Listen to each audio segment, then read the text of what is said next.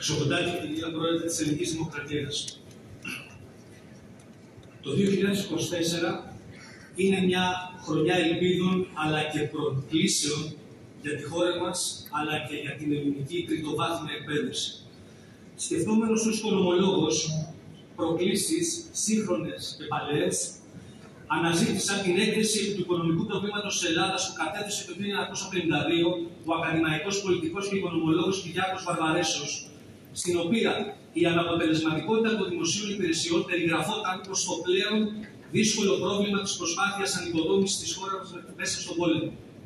72 χρόνια μετά, στο Εθνικό Οικονομικό Πανεπιστήμιο Αθηνών, όπως και σε πολλές δομές της δημόσιας διοίκησης, η γραφειοκρατία με τις διάφορες μορφές της και με τις εξελίξεις της παραμένει ως μια από τις σοβαρότερες προκλήσεις.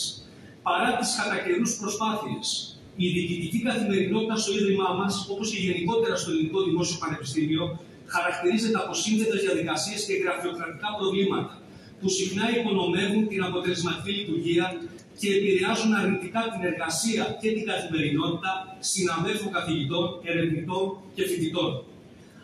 Από την πολύπλοκη διαδικασία εγκρίσεων και αξιολογήσεων μέχρι την καθυστερημένη εκτέλεση απλών διοικητικών αιτημάτων, η γραφειοκρατία αποδεδειγμένα αποτελεί εχθρό της ακαδημαϊκής υγείας, βλάπτει σοβαρά την ακαδημαϊκή υγεία, απειλεί την ακαδημαϊκή δημιουργικότητα, αποπροσανατολίζει από τις νέες προκλήσεις του 21ου αιώνα, όπως η κλιματική κρίση και η τεχνητή νοημοσύνη, και υπονομεύει τους στρατηγικούς στόχους της εξωστρέφειας, της διεθνοποίησης και της ενίσχυσης της καινοτομίας, της επιχειρηματικότητας και του εγγένει αποτυπώματος του Ιδρύματός μας μέσα στην κοινωνία και στην οικονομία.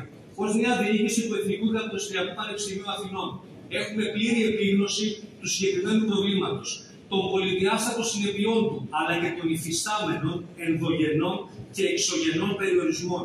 Ορθώνεται μπροστά μας, στο μέτρο του δυνατού, ένα παράθυρο ευκαιρίας σε αγαστή συνεργασία με την πολιτεία, αλλά και πλήρη προσήλωση στη θεσμική νομιμότητα. Να συμβάλλουμε στην υιοθέτηση μιας προοδευτικής προσέγγισης, εστιάζοντας στην απλοποίηση, τον εξορθολογισμό, τον εξυγχρονισμό των διαδικασιών και την υιοθέτηση ψηφιακών τεχνολογιών και λύσεων. Όπως σοφά είπε ο Steve Jobs, η απλότητα είναι η απόλυτη πολυπλοκότητα. Χρειάζεται πολύ σκληρή δουλειά για να κάνεις κάτι απλό, να κατανοήσεις πραγματικά τις προκλήσεις που κρύβονται πίσω από αυτό και να βρεις λύσεις.